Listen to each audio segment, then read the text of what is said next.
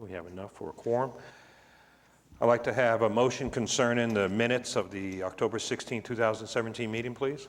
Motion to approve. Motion to approve from Commissioner Hale. Do we have a second?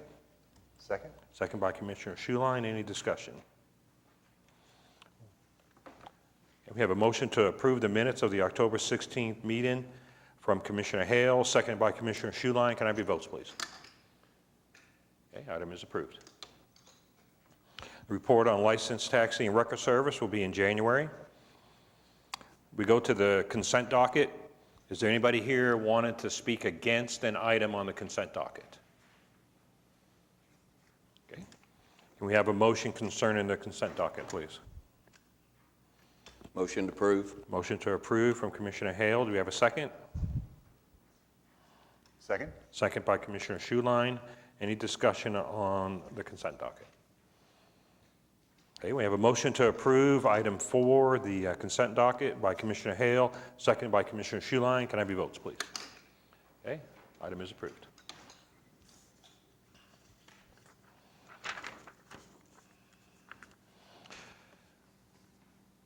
Item 5A, Traffic and Transportation Commission, the Traffic Commons Subcommittee, to consider a recommendation to the Oklahoma City Council on the Alternative Speed Abatement Program for the Oklahoma City neighborhoods and a resolution adopting the program. Do we have anybody here that wants to speak on item 5A? Okay, can we have staff input, please? All right. I think for the benefit of those who are in attendance today, I'll just read a little bit of background on it. The proposed resolution and the Alternative Speed Abatement Program for Oklahoma City neighborhoods are the result of work by the Traffic and Transportation Commission's Traffic Calming Subcommittee with staff with support from the Municipal Counselor's Office. The proposed program is designed to be administratively managed by staff since the program's features are not regulatory in nature and therefore do not require the action by the Commission or the City Council. For example, a driver speed feedback sign is the first feature proposed in the program. This is a type of sign that's interactive and advisory by design and has no regulatory authority. Its purpose is to alert drivers of their speed when they travel at a speed higher than the posted speed limit. Its function is to remind drivers of their social contract to operate their motor vehicle in a safe and responsible manner. Okay, because the program is essentially a staff-managed outreach of the Commission, it needs to be vetted and ratified by the Commission as one that is administered by staff and subject to periodic review and revision by the Commission. The program also needs to be reviewed and ratified via resolution by the City Council. The version that you've got in your report this month is largely unchanged from that which I provided at the August meeting. Like I said earlier, the program is written and it's designed to be administered by staff and to be funded by program applicants. So in this manner, there's no competition for city funding. Once approved by city staff, applicants are able to get their eligible speed abatement features out and on or beside their streets as quickly as they can afford to do so. Participation eligibility is a key consideration. So in order for a street to be considered program eligible, for speed abatement features, it must satisfy a number of criteria. And we've got those listed in your package. I will not read those individually. If the City Council, in turn, adopts a resolution authorizing the program, it's anticipated that before potential features like speed humps are added to the program, they'll be authorized on a pilot project basis. The limited pilot project will allow staff to evaluate the durability of prefabricated speed humps and gauge their effectiveness. It's also anticipated that if the program is approved, that mini roundabouts may be added as a program feature. So at this point in time, I'd be happy to answer any questions that you might have on this item. Okay, do we have a motion concerning item 5A? Move for approval. Oop, that's the wrong button. Move for approval with the amendments? Or have these amendments that we received the other day already been incorporated? No, those have not. Those arrived in my possession after the agenda was published. Okay. So those amendments would be subject to being discussed today. Okay. If you'd like. Move for approval. Just as is, as written in here. So we have a motion to approve item 5A from Commissioner Littlefield. Do we have a second? Second. We have a second from Commissioner Schuline. and now we can talk about it. So if you want to bring up those items that were brought up from the staff.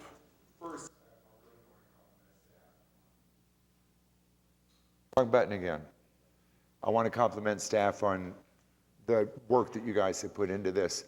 What we perceived at the onset in the subcommittee, you guys have been able to completely cover it. The process is excellent. The elements that we were looking for regarding neighborhood eligibility, neighborhoods being responsible for funding it, are all in this. I think it's great. When I read the red line amendments on here, those make sense to me as well. So I think it's great. I'm ready to move forward on it. So you would go with the recommendations that came later after what was put out? Yes. What was the three of them? Wasn't there three of them or two, just two? Okay, the amendments you've got is under the first bullet point. This would be on page 2 of the report. The first item said that the street must be public and provide direct access to abutting residential properties and/or an institution such as a school. And then we had included the terms serving kindergarten through grade 12. The suggestions that we received asked for striking out any references to the grades. So that's relatively benign amendment. That's fine. We can leave that one in just as it's been presented. So you're kind of thinking to make that change in the Yes, program, it makes okay? sense. So that's the first one, okay?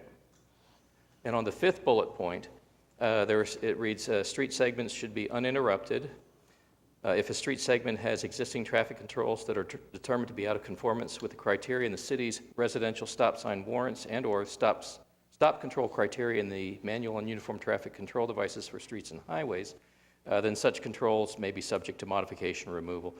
There was a change recommended to strike the reference to the traffic controls in place, making no reference to whether they are or are not in conformance with the MUTCD.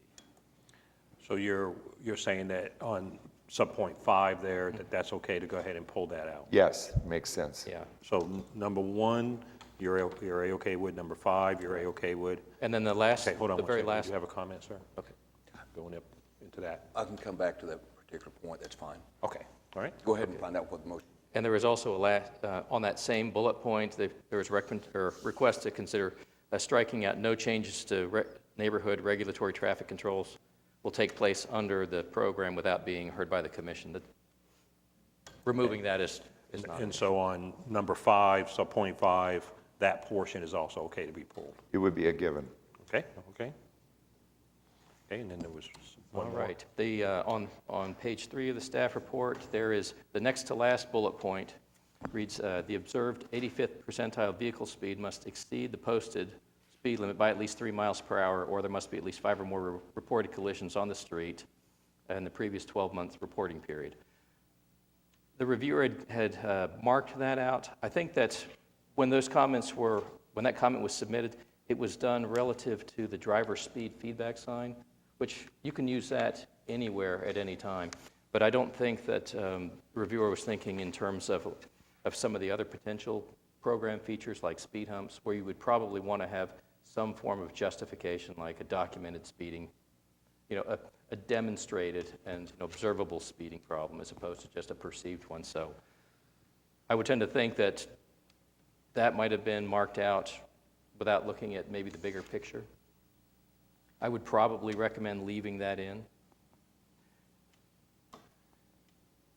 Probably leaving it in, but making a distinction between the different types of features. That would be perfect, yeah. And there could be notations that, certain program or eligibility requirements may not apply to every one of the program features. And for in the case of driver speed feedback signs, obviously that wouldn't need to be applied. And then the last comment. Okay, hold on one second. So that next to the last bullet, are you okay with taking the 85 percentile thing out, or you want to leave it in there? I think we need to take it out, but then I think we need to add back in that it would apply to certain features. And I think speed hump, speed tables would be one of those types of features where we would want to make sure that there actually is a traffic condition that warrants them. to the 85th percentile, Or it could be noted on that feature, on that particular bullet point at the end, if applicable. if applicable. Okay, so on that next to the last bullet, we don't accept the comments, and we include if applicable, If applicable. okay? All right, so I go ahead. agree. Okay. Okay, and in the comments that were distributed, the last bullet point reads, "The street must not have traffic control signals at its beginning and ending intersections with streets bearing a higher typology." Basically like a collector street where it enters an intersection or within a neighborhood and it's signalized. Say like case of something like, well, there are any number of examples up and down Pennsylvania where we've got collectors that intersect with, the arterial Pennsylvania Avenue. Whether that particular point is kept or not, I don't think it will affect how the programs run either way. And that was just something that we had included because it was used by, I think, the city of Austin. So you're saying that the comments that was provided was to take away that whole paragraph? Yeah, the last bullet point, and that would be. Do you That want would to be keep the rest? And I support that because there would be situations in neighborhoods that are neighborhood streets where there could possibly be a red light at one end and a red light at the other. And I think it would be a good idea I support deleting that. Okay, so I think I got that. So before we make a change to the motion, you had some comments? I just had a question on bullet point 5, page 2, where it talks about basically the ability to make changes based on the manual. That would give the authority to override a lot of the changes that we have made, because we've put up a lot of stop signs, speed signs, crossings that did not conform with the manual. So if we approve this, does that mean that you would have the ability to just go in and... Not automatically, no. Well, No, it would, something like that, neighborhood traffic control changes would still be subject to being heard by this body. So if say, But I'm talking about existing ones that we may have put in 4 years ago that did not meet the manual. those would still be subject to being heard by the commission. We would not just take traffic controls out at the staff level. Okay, thank you.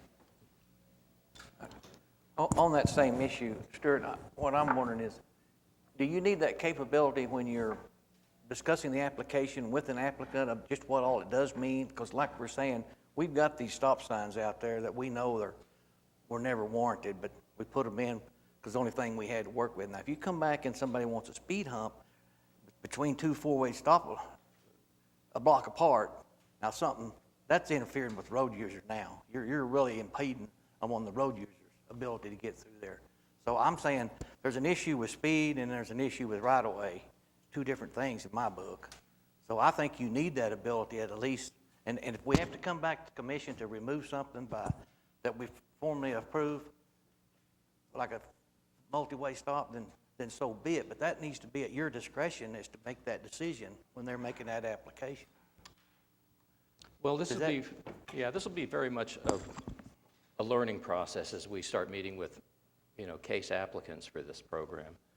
I would imagine that we would get the opportunity to discuss things like that. I mean, we would talk about whether or not traffic control was put in there for right-of-way assignment for safety purposes, or if it was put in there as in an attempt to control speed in the past.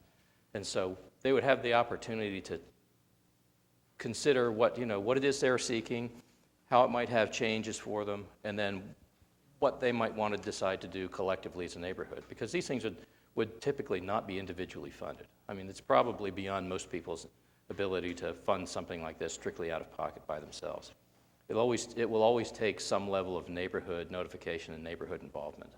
And at that point in time, it may be that, these are, collectively, a neighborhood may decide that, this was put in place because it was the only thing that was available at the time, but I think that if we make changes to put in, like, say, something like speed humps or whatever, we really probably don't need these. How many times have you had a neighborhood come back and ask you to take out a four-way stop? Yeah, right. Okay. I'm just trying to get to where we put one issue on one side, There's two different issues here. Speed abatement's one thing, traffic calming's one thing, and stop signs and signals is another, and we need to make sure that there's distinction between the two and where they're used. That's my comment. Okay, any other comments? All right, so, oh, yes, sir, you have a comment? I did just want to suggest, under the table of contents, we list the program eligible features, and the number one, the only thing we have right now in our toolbox is going to be the permanent driver feedback signs. I just wondered if we couldn't make that a little bit broader and include other signage instead of just that one. I mean, because we already have in our, throughout the city, we're using the stop for pedestrian and crosswalk signs on Broadway we see, which is a traffic calming device, or there could be other signage as well. I mean, slow children playing, aren't those also? Right, well, items that we will could- add those as we go along, but the reason why it was listed separately is because it's a very different type of sign. I mean, it's there just to reflect what you're doing on the road.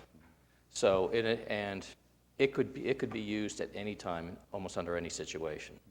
But maybe some of the other, like intersection crossing signs, like the in-pavement signs. I know the manual says you're not supposed to use them at signalized intersections, and certain signs may be restricted from being used at locations where there's like always stop control in place. So it'd be a different list of criteria, but that's why we will build this list up, and we'll put them together all individually. All right, any other talk? Yes, sir. To expand a bit on Commissioner Miller's comment, one of the things that we have recognized clearly is when it comes to traffic calming in neighborhoods, it's a combination often of different features that have the effect of calming the traffic. It would seem to me to be very clear that if a neighborhood came before staff requesting a driver feedback device or a mini roundabout or something like that, staff would have the wherewithal to visit with that neighborhood and look at that broader picture and advise them, if we do this, then we should get rid of this. And if the process, let's say it's stop signs, if that's part of the process of applying that feature, then that neighborhood would be guided, I think, by staff to come before the commission with a request to remove a stop sign. I think it would be part of it. Well, and I would also imagine that some neighborhoods may be hesitant to take things out initially, but as, after speed humps got installed or something, they may decide to come back, because we will talk them through as much as we can, give them as much guidance as we can, and it may be that they recognize it's no longer needed, because they're never prohibited from coming back. So, Well, one of the differences is who installs the four-way stop signs or the stop sign, and who's going to pay for putting in the speed hump? There's a big difference there. So if the neighborhood realizes, well, hey, I can get four-way stop, the city will put it in if I can get that approved, and that's all we need. I'm telling you, it's going to come. I've seen it in other places. I know it's coming. Well, but I think the point is, now that we're offering options, when we hear of a request for a four-way stop that doesn't meet the standard for a four-way stop, we may be more comfortable not approving it, knowing that there's an option out there for that actual neighborhood.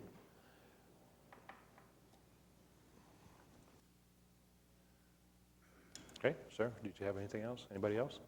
I would just suggest that we vote and approve it so that we can continue the discussion. I mean, because there are a lot of aspects to it, but it's going to take, like Stuart was saying, it's going to evolve, it's going to grow, it will modify, but square one is to go ahead and get it approved and move it on down the road. Okay, any other talk on item 5A? Okay, so we need to modify your motion to approve item 5A, to approve the comments from subpoint 1, approve both comments for subpoint 5, to not approve the comments for the next to the last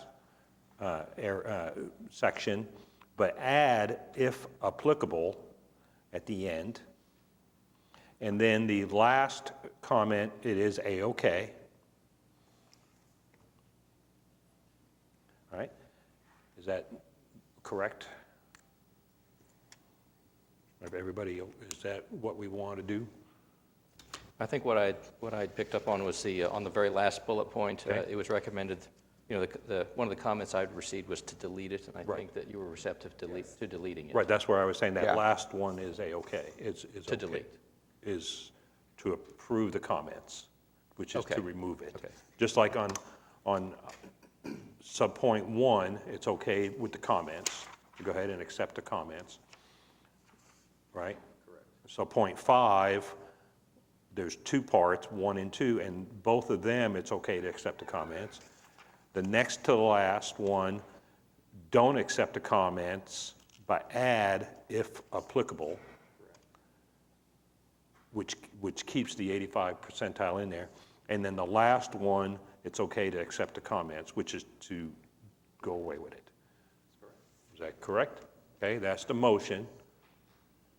Now the seconder, you good to go on that? Okay, any last comments? Okay, we have a motion to approve item 5A with those modifications from Commissioner Littlefield, seconded by Commissioner Schuline. Can I have your votes, please? Okay, item is approved. Go on now to item 5B, Bart Sims, to consider a request for the addition of stop control on West Britton Road at North Morgan Road to establish all-way stop control. Sir, if you're ready, come on up. I have your card. Please state your name, address. You have up to 5 minutes.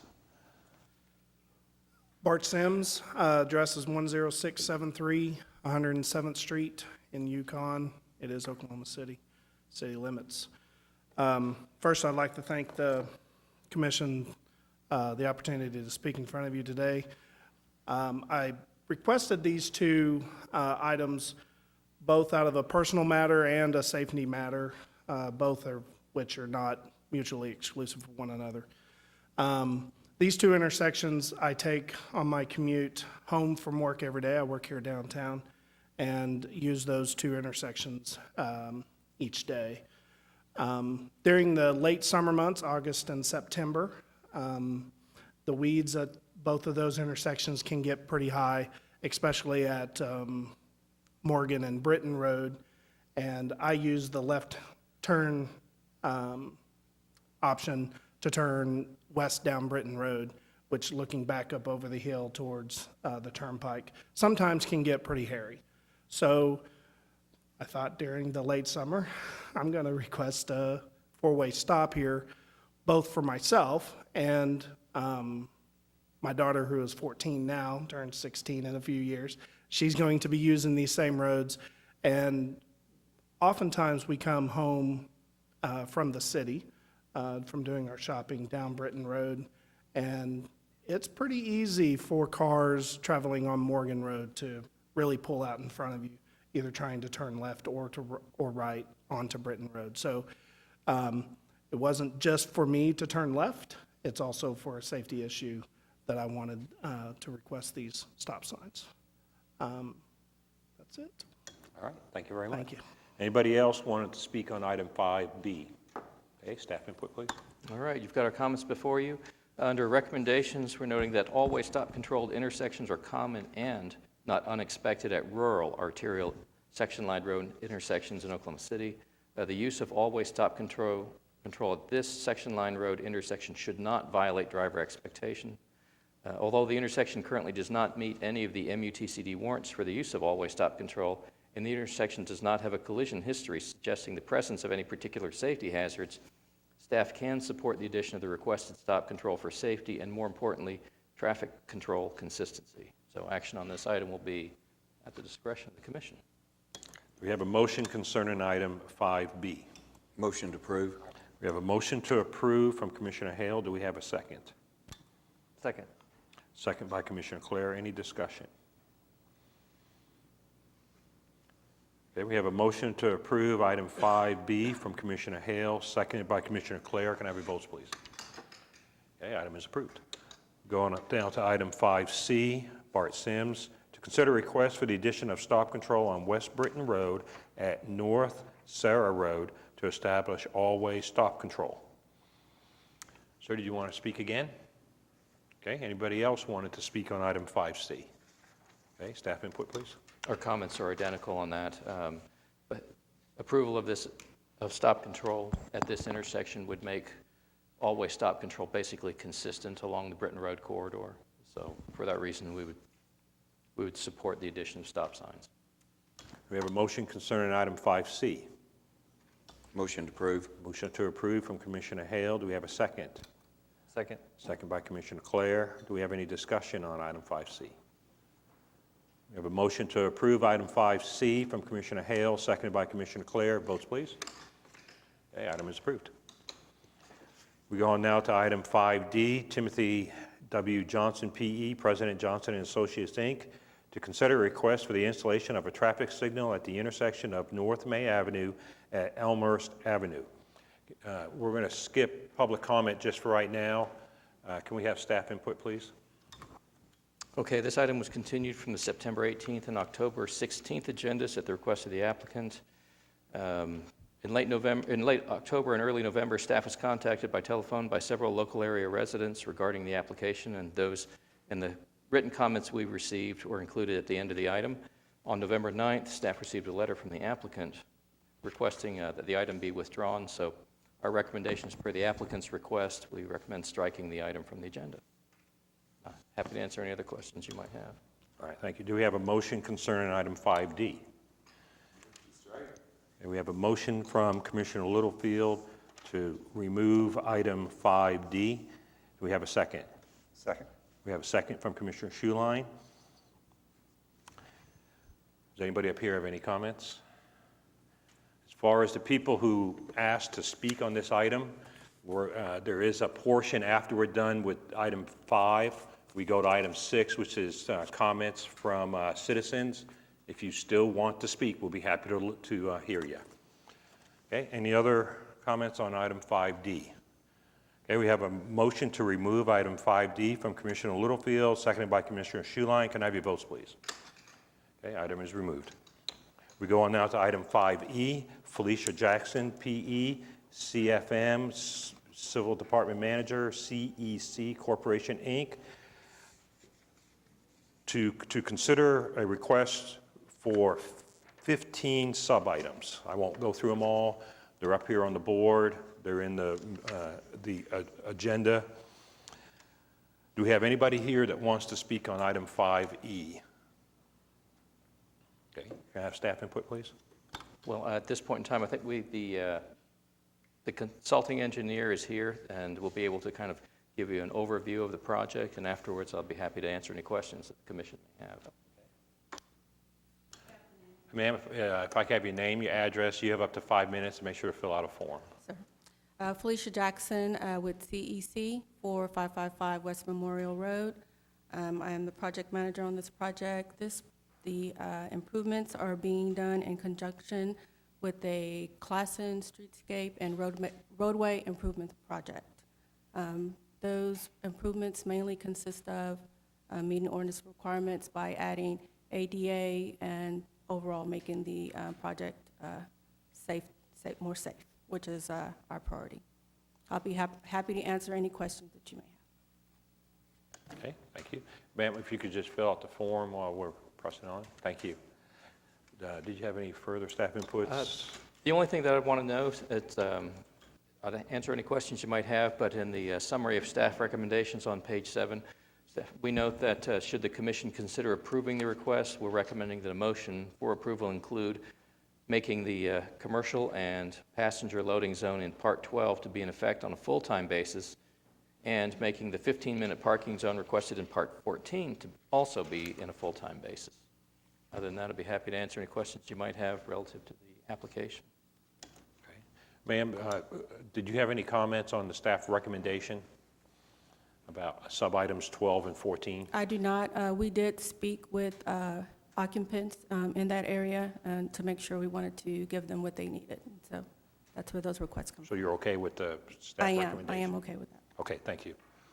All right, do we have a motion concerning item 5E? Mr. Chairman, I move we approve the application with the staff's recommendations, with both bullets. The commercial and passenger loading zone in Part 12 be in effect on a full-time basis, and the 15-minute parking zone in Part 14 be in effect on a full-time basis. Okay, we have a motion to approve item 5E with the 2 staff recommendations from Commissioner Schuline. Do we have a second? Second. We have a second by Commissioner Hale. Any discussion? Okay, we have a motion to approve item 5E from Commissioner Schuline. The motion includes the 2 staff recommendations, seconded by Commissioner Hale. Can I have your votes, please? Okay, item is approved. We go on now to item 5F, Timothy W. Johnson, P.E., President, Johnson & Associates, Inc., to consider a request to, 1, establish 90-degree angle parking within a proposed on-street inset parking area on the west side of North Hood Avenue from approximately 39 feet south to 149 feet south of the south curb line of Northeast 23rd Street. 2, establish 1, reserve parking for the physically disabled on the west side of North Hood Avenue from approximately 39 feet south to 55 feet south of the south curb line of Northeast 23rd Street. 3, establish 90-degree angle parking within a proposed on-street inset parking area on the west side of Rhode Island Avenue from approximately 58 feet south to 151 feet south of the south curb line of Northeast 23rd Street. And 4, establish 1, reserve parking for the physically disabled on the west side of Rhode Island Avenue from approximately 126 feet south to 142 feet south of the south curb line of Northeast 23rd Street. Mr. Johnson, do you have anything you'd like to kind of have your name, address? You have up to 5 minutes, and make sure to fill out a form when you're done, sir. Thank you. Tim Johnson with Johnson Associates, 1 East Sheridan, Oklahoma City. Here on behalf of the applicant, here with me also is the architect, Corey Bates. And as part of our application and discussion, I'd like to add the information of the fact that this is a refit project. It's the Pivot developers are doing this. They've been known to do the Tower Theater and many other historic buildings in town. This is also being assisted through TIF. It was approved by City Council a few weeks ago to help fund some of the infrastructure improvements. So both buildings are going to be remodeled. The building to the west is under reconstruction now. The building to the east will be part 2, and most of that building will remain. If you see the 2 dashed lines in the middle of that building, that'll be opened up and removed, creating a pedestrian walkway between the 2 buildings. Because of the limited space, there were additional properties that Urban Renewal controlled south of the buildings, and so there's an application coming before the Planning Commission to allow us to put parking as shown on this map. So parking is critical in this site. It's a very important project to the northeast side of town. This is a great shot in the arm to bring, they have a tenant for the building as well. That's a great shot in the arm for this district to receive these type of renovations.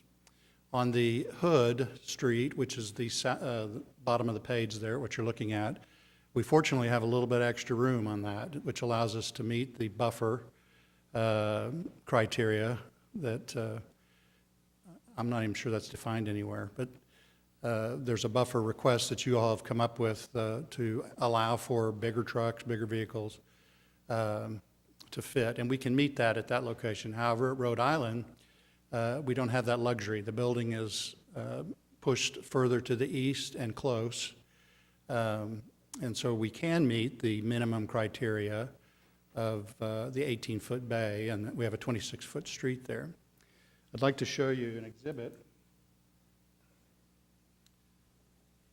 This, so here's our project in red, and I'm sorry it doesn't show up very well there. So these 2 buildings here in the middle, here's Rhode Island, here's Hood, and the signals that address 23rd Street are on Jordan to our west, a block, and on Eastern, about 3 blocks to the east. So the bulk of the traffic are at the intersections. These are residential streets with very little traffic counts. So contrary to the issue that you ran into on Western, where you came up with this buffer demand and requirement for good reason, because you got a high volume of traffic on Western as well as a higher speed of traffic on Western. you know, these are all posted, or not posted, but they're standard 25-mile-an-hour residential streets. So our argument would be is that we can meet the subdivision regulations, but we can't meet the buffer addition. And we would request that you consider this project as, because it's an infill, it's a special needs, parking is critical. And if we do parallel parking, as the staff has suggested, we'll lose about 5 spaces. And they're needed. So I would request that you consider that. The other thing, I do want to add one other thing. If we make it parallel parking, it'll require the driver who parks in that parallel space to exit south into the neighborhood. If we leave it at 90, it allows the visitors to the retail to exit back north to the commercial street at 23rd Street, which I think is very important to keep retail traffic out of the, forcing them to go south into the neighborhood. So I'd be happy to answer any questions. All right, thank you. Anybody else wanted to speak on item 5F? I have a question. Okay. I know it sounds like it's important, the number of spaces, but I question the 8.5-foot spacing. Why not 9?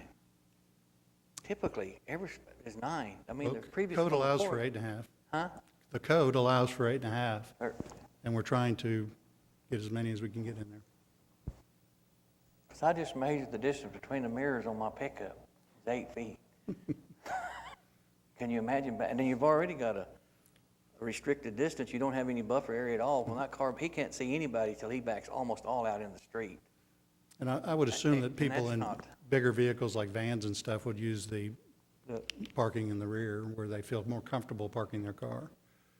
But I understand, but that's what code permits today. Thank you. Okay. Anybody else wanted to speak on item 5F? Okay, staff input. Okay, you've got our comments before you.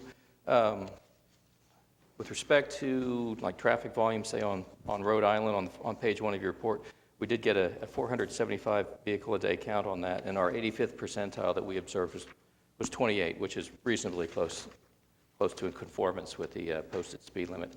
The biggest issue that the portion of the application that's on Hood Avenue is just fine. It provides for maneuvering room. That works just right. On Rhode Island, the real concern we have is going to be relative to accessibility, because like on page 8 of the staff report, on 7 and 8, but in particular on 8, we'd found an area that it would be constructed in a similar manner to what's being sought this time in this application, which would be in 18-foot deep spaces with sidewalk back behind them. In order for larger vehicles to compensate for their depth, some of them will either park head in, or they will back into the spaces just so they can fit within them and stay off the street. And kind of like our primary issue would be that if they were larger vehicles and they back in, they will make the sidewalk area, which is critical for accessibility, basically an impassable way, which would force basically a person with disabilities to use the roadway as a means to get to a doorway or another ramp. And that's one of the other reasons why we are pushing for the deeper spaces along Rhode Island Avenue. Alternatively, the applicant consider using parallel parking, or they might consider a form of angle parking other than 90 degree. So anyway, action on this item will be at the discretion of the commission. Can I add a comment, please? Yes, go ahead.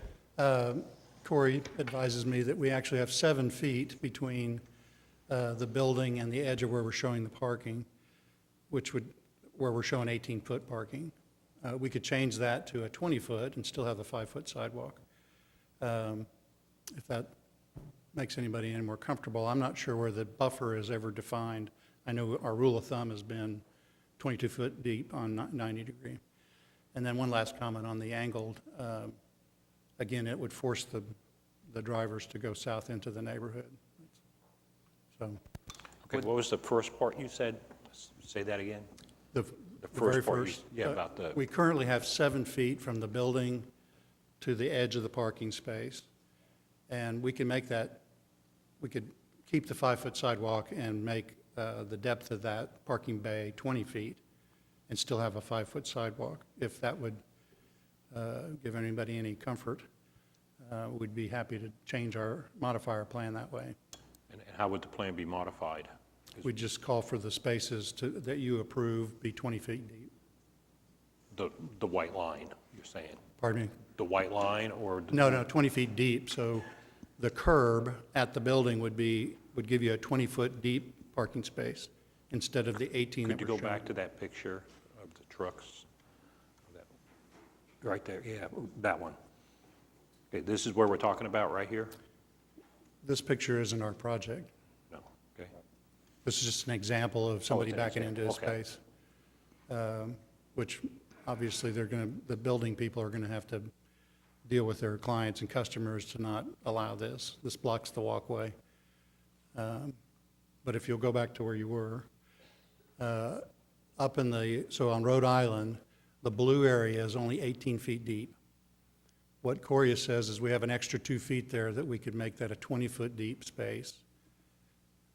And we'd only be 2 feet difference than what we are showing on Hood, which is a 22-foot deep space. And that will provide the buffer that some buffer. It doesn't exactly meet your rule of thumb, but. Okay, so you were saying you were going to have an 18-foot deep white line, per se, right? Is that what you're saying, Right. just a white line? Now you're going to make it 20 feet. We can make it 20 feet. Go ahead. Okay. Good I just can't afternoon. see how you could just change it when the building's in the same spot. I can explain. My name is Corey Bates with Miles Associates. We're the architects on the project, 865 Research Parkway, Suite 100. The face of the building is 25 feet from the edge of the street. And what we currently have is an 18-foot deep parking space and a curb, and then a 7-foot sidewalk. That's what we currently have in the drawings. And if the concern is when cars park that they could potentially intrude on the available sidewalk space, it may be better actually to keep it the way it is, because you've got that curb that's 7 feet away from the building. And that curb will obviously stop the wheels of a car if someone rolls up that far. But the 7-foot sidewalk then allows for a car to extend past the curb 2 feet and then still have a 5-foot clear sidewalk after that.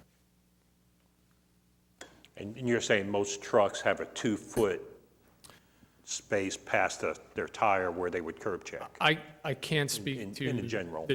the dimensions of a truck. I can say that the way it's laid out right now, we have a 2-foot buffer between the curb and a 5-foot clear sidewalk. So you would rather go with what you submitted, which is the 18-foot parking with the 7-foot, compared to what you could maybe do, which is a 20-foot parking space with a 5-foot sidewalk? Correct. I would ask to keep the curb as far away from the building as possible, to keep cars as far away from as possible. Okay, I understand. Anybody else have a comment on that? Okay, now you're accommodating the handicap, keeping the space, the 5 foot. Didn't do anything to help the guy coming down the street that you're gonna back out into, right?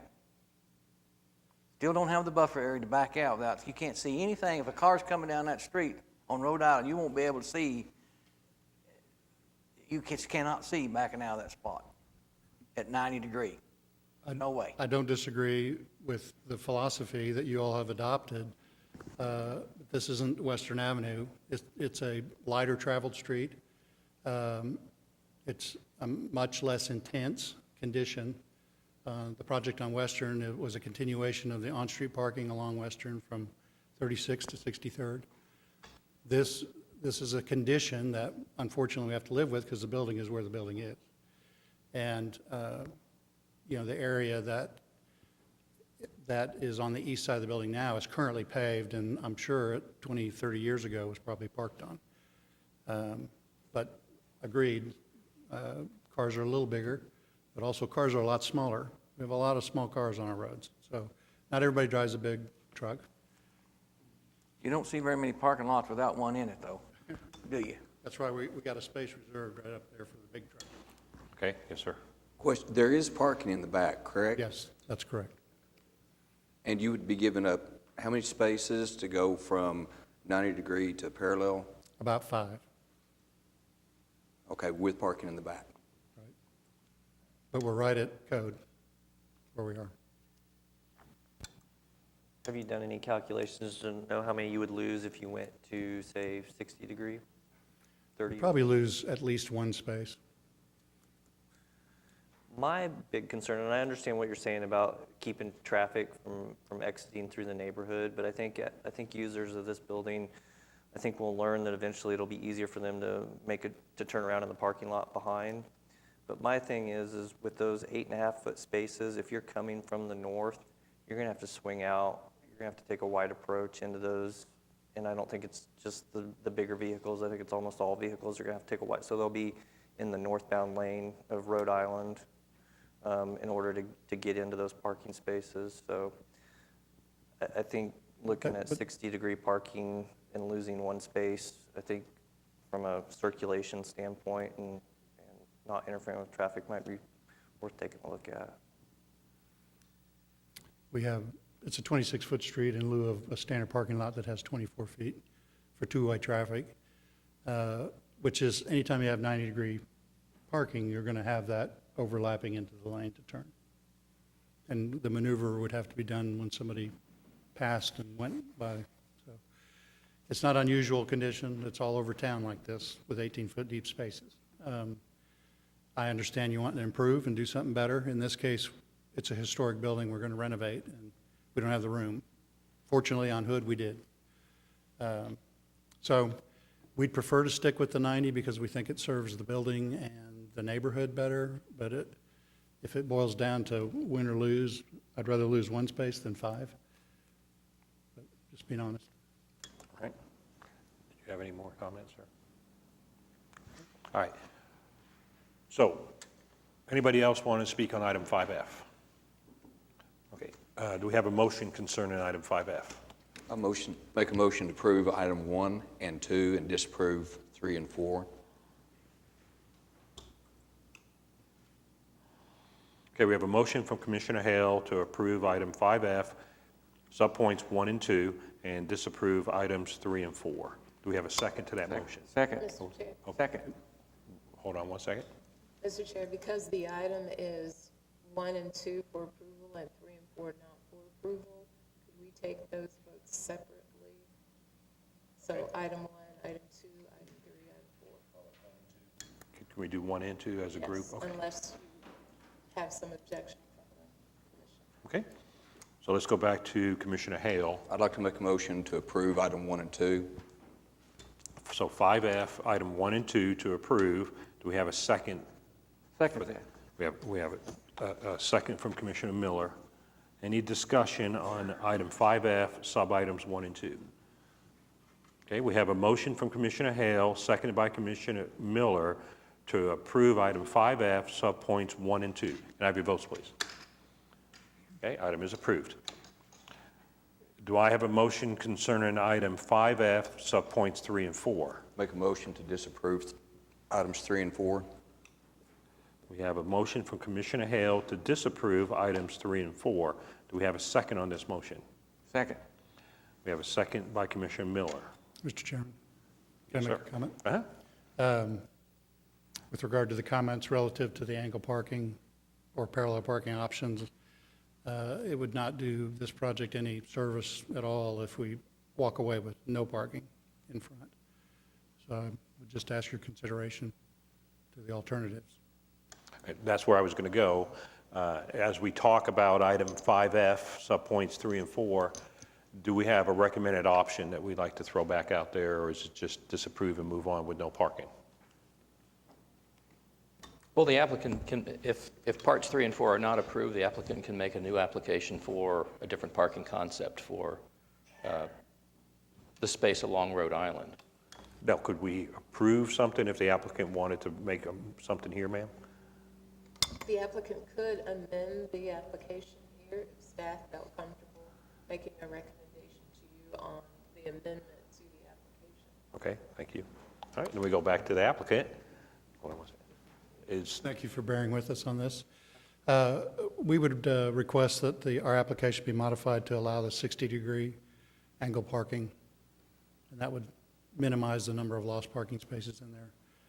And the only advantage there is it's easier to turn in and a little easier to back out than a 90-degree space. Okay, staff comment on that? Well, when we write these items, we provide the limits for the ordinance covering the amount of basically, a distance along Rhode Island that will be set aside for 60-degree angle parking. But likewise, we'll also provide similar limits for the accessible space. At this point in time, we just don't have any dimensions that can be provided. As far Because as your setback from the corners? Yeah. Yeah. So, I mean, we can bring this, I mean, if you've still got time and can do this we could bring an item back and have it presented at the December meeting Why don't we for the last two parts. We can continue this to your December meeting. Well, or just take approval of parts 1 and 2, and they can. Yeah, that's what I mean, Okay. sorry.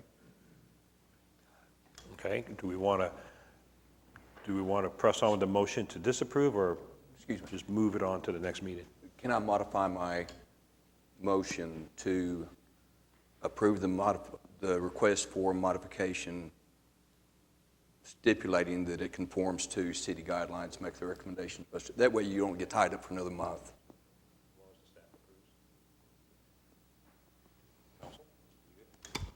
Staff, are you comfortable with this kind of motion? If it can be made, if we can work with the applicant and come up with a design that works, we can take something forward. The only thing that we won't have is an item that was on the Traffic Commission's docket that matches identically to what goes on to the city council, because Because angle parking goes to Yeah, the how city much, council or the is- handicap? they both do. They both go. They both do. So is there a time frame that you have to meet for the,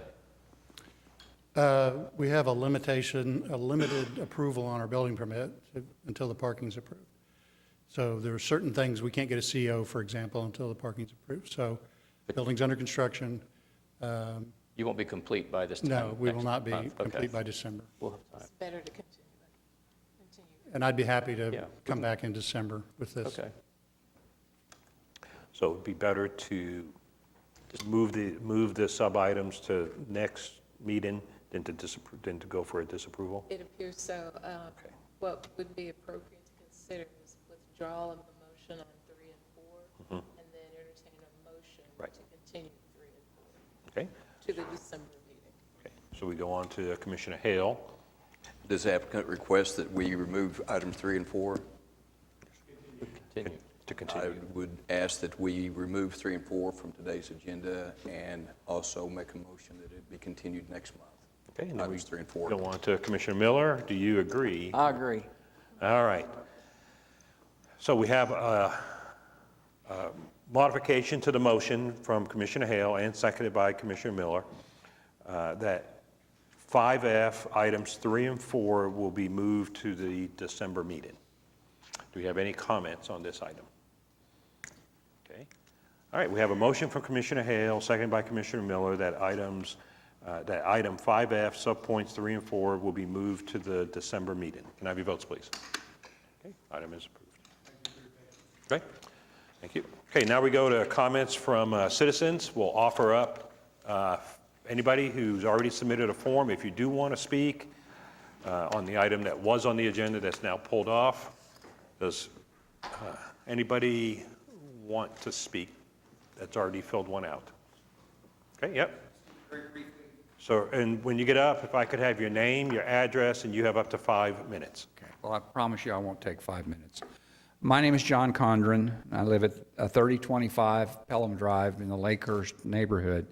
We were here to offer comments with respect to the proposal for traffic lights on May, and I don't want to debate the merits at this point. The only thing I would ask is, if it comes back, how do we get notice? Because we got late notice just kind of by word of mouth, and so we put our group together and had meetings and invited comments from all the neighborhood.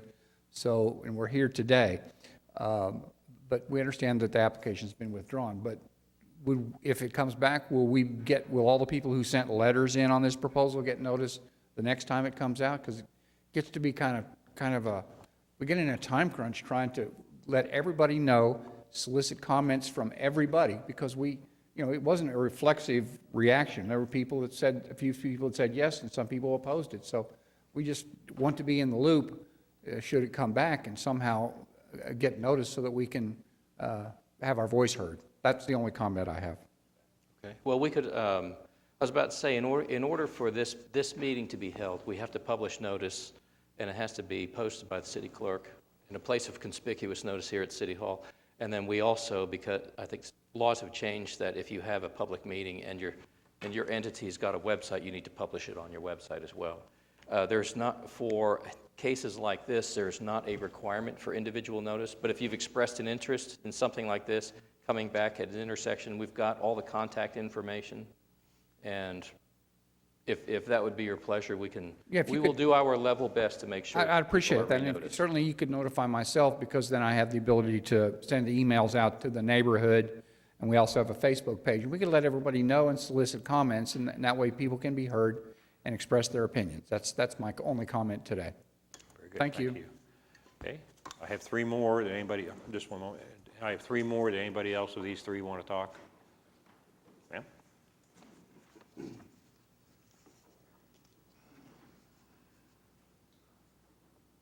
I could have your name, your address, you have up to 5 minutes. Gigi Faulkner. I live at 3033 Drakestone Avenue in the Lakehurst subdivision. I want to thank you all very much for hearing us today, and also thank you for adopting the traffic abatement program. Our neighborhood itself has been involved in trying to abate our traffic and our speed by having going out on our own and getting two of the traffic signal speed driver feedback signs that we installed about a year ago. We've also been very active just in maintaining what I'd like to tell you about today very quickly. Lakehurst is very much a traditional neighborhood. Each block is composed of 11 lots on the north and south side for a total of 22. There are a little over 300 homes in the entire Lakehurst subdivision. The installation of a traffic light on Elmhurst Drive is both inadvisable and, from what I have researched with my neighbors, unwanted. Installing a traffic signal at Elmhurst Drive, it just is not compatible with the traditional neighborhood design. We do not have a collector street into Lakehurst like many newer subdivisions. We are 55 years old, so we just have streets going straight off to May Avenue and ending on one long street, which in itself is not even a connector street. It's just mostly a very quiet residential street, too.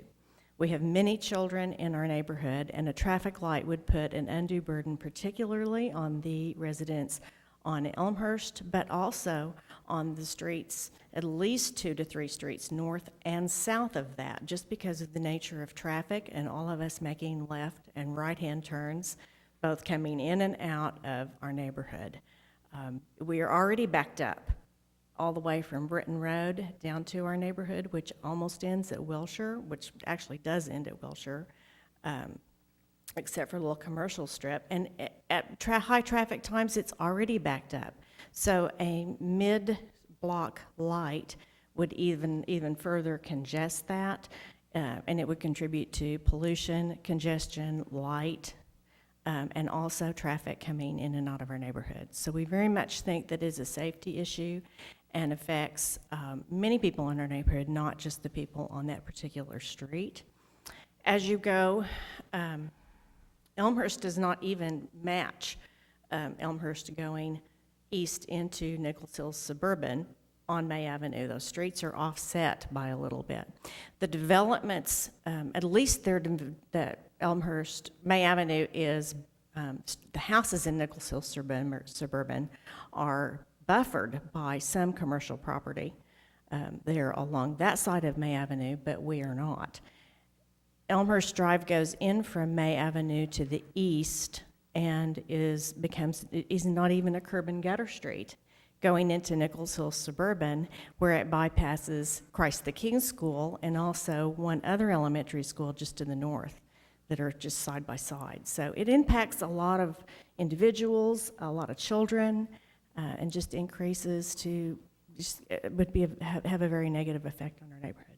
Thank you so much for your consideration and for listening to us. Appreciate it. Yes, ma'am. Okay, I have two more.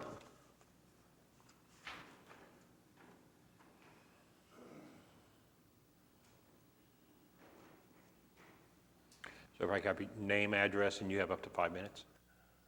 My name is Steve Corbett. I live at 2846 Guilford Lane. It's in Nichols Hills Suburban. I've lived there for 22 years. I'm president of the Nichols Hills Suburban Neighborhood Association. Just a couple points I wanted to make. You know, this application has been submitted on 3 different agendas. It's been withdrawn. And I'm just wondering how many times it can be resubmitted when the opposition is so strong against it. The stoplight installation does nothing but divert traffic into the 2 neighborhoods on the west and the east. Once that becomes aware of a street light there, the people going north will, on May, will just simply go exit onto Dorchester, drive through Dorchester, drive through Guilford, exit on either Sunnymead onto Britain, which they've avoided that stoplight, or exit onto Guilford. So all it does is divert traffic into our neighborhoods. And you know, I have probably turned left off Elmhurst onto May in 22 years, probably about maybe a dozen times in 22 years. There's absolutely no traffic going east on Elmhurst, except maybe when the kids go to Christ the King, when you're going south, exiting. We've already got one neighbor that has to hire an off-duty policeman to monitor the traffic on Dorchester, which would only become worse by people avoiding May Avenue stoplight. Even if there's no stoplight there, we still get a lot of traffic on Dorchester, on Guilford, 25-mile-an-hour speed limit. We have no curbs. We have no sidewalks. So all this traffic has to avoid these people walking north and south. The letter, and I noticed coming in the door, promote safe and secure neighborhoods. This light, if it's resubmitted, it does nothing but alter the integrity of these 2 neighborhoods running east and west. So I would suggest that that's a good policy to follow, promote and safe, secure neighborhoods. This light does nothing to do that. And if it is resubmitted, the opposition will be just as strong. So I would, and I don't know if the commission can make a motion to have it resubmitted only one more time so we don't have to come down here again. I spent my 12 quarters for my parking, and it's going to run out in about 11 minutes. So that's all I have to say. I'll be back if it's resubmitted. We had our general meeting in November. We had 35 in attendance. 35 voted against it. We didn't really have a strong letter opposition because I was asked to oppose on behalf of our neighborhood association. So we have 350 homes. We go from north of Grand Boulevard, on the north side of Grand Boulevard, north to Britain, bordered by May and Greystone. So that's about 350 homes that would be affected. And this light, it probably is, I'm not real sure the reason it was even submitted, other than to the 12 to 15 homes that are being built in this compound right, parallel to May. It's for the benefit of those 12 to 15 homeowners who are our members, but so far, there's only actually one homeowner there now. And, I don't think it's going to benefit the whole. It might benefit a few people, but other than that, you're creating bigger problems by diverting traffic into these two neighborhoods, which was never meant to be. Appreciate it. Thank you. All right, thank you very much. We have one more. Did you want to come up, Charles? Did you? No, you're good, okay. All right, and anybody else on that item? Okay, sir, I saw you came up and dropped off a form. If I could have your name, address, and you have up to 5 minutes.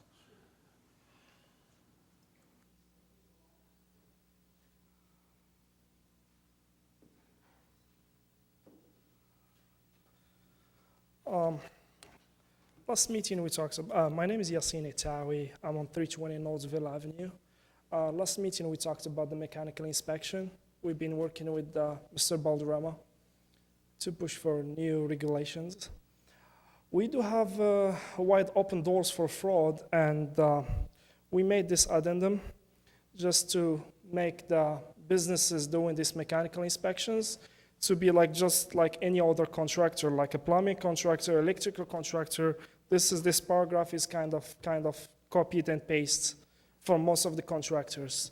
Here, unfortunately, in the state of Oklahoma, we don't have a state inspection. We used to back in the days. Now we don't. But other states, they don't too. But other states, they do regulate those people doing mechanical inspection. They know who they are. They make sure they have the proper paperwork. They have insurances. It's a liability. You sign in on people's life on those cars. We have so much junk here in Oklahoma City on vehicle for hire. Okay, it's been right now year over year. People, those technicians, they leave the shops after 5 o'clock. They just keep signing those papers.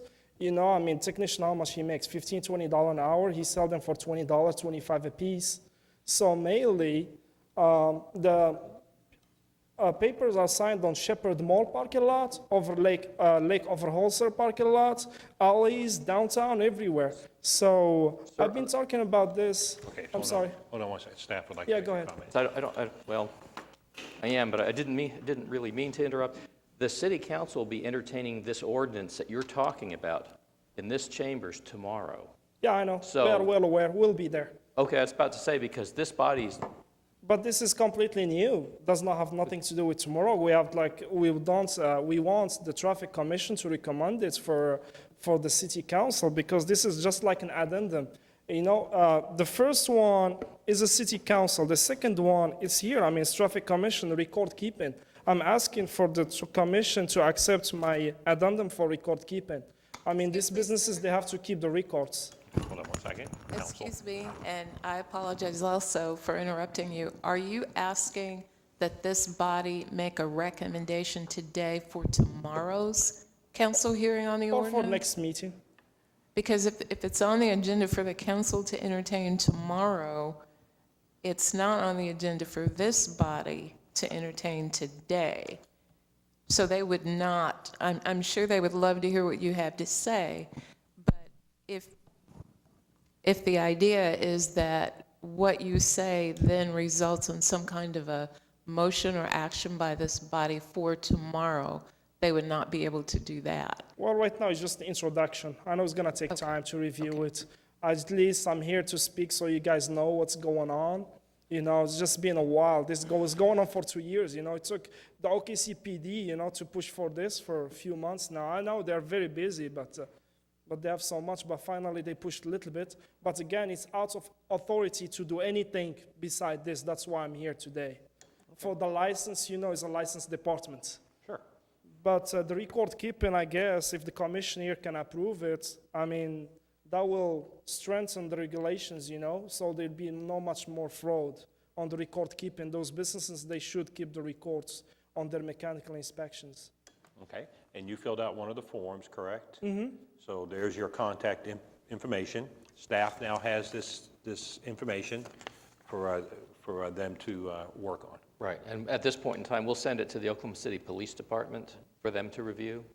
And then if they believe it's appropriate to bring this, to draft an ordinance and have it presented to the commission, then it will be added to an agenda and you'll be notified. They kind of push for it. They want regulations too. Mr. Balderrama, he kind of approved it. He said, yeah, we want all these businesses doing so. We want to check their paperwork, but we have to talk to I think they already talked to the license department to start doing something, but again, the license departments won't do anything. We have the municipal councilor, the one start drafting something. Okay. And also when I talk about the mechanical inspection form, the current form we have, it's just like a kindergarten form. They need to upgrade that too. I mean, it's just, that's all. So mainly, that's all. Thank you very much. Very good, thank you. Thanks. Okay, anybody else wanted to speak? Okay, then we move on now to item 7, reports from other traffic commissioners. Let's go to Commissioner Claire. Nothing to report. Commissioner Littlefield? Did I push the right button? I think you did on this time. And we go to Commissioner Hale. Nothing to report, sir. Commissioner Schuline. Nothing, sir, thank you. Okay, to Commissioner Miller. Nothing, sir. Okay. Council, do you have anything? Okay, sir, do you have anything? I'd just like to thank Commissioner Littlefield and Commissioner Schuline for the 2.5 years of the subcommittee, 3 years work to try to figure out what we're talking about and put something on paper that can now go up. We'll see what the city council says and does, and then after that, we'll see what the staff does, and we just go into the oversight mode, I think. And then at some point, we'll have to say bye to you guys and say we don't need you anymore. Yeah, please, sir. Don't discount the work staff did on this either. They're really incredible. When would this be on the council agenda, and would it be appropriate for 2 members of the Traffic Commission to represent it there?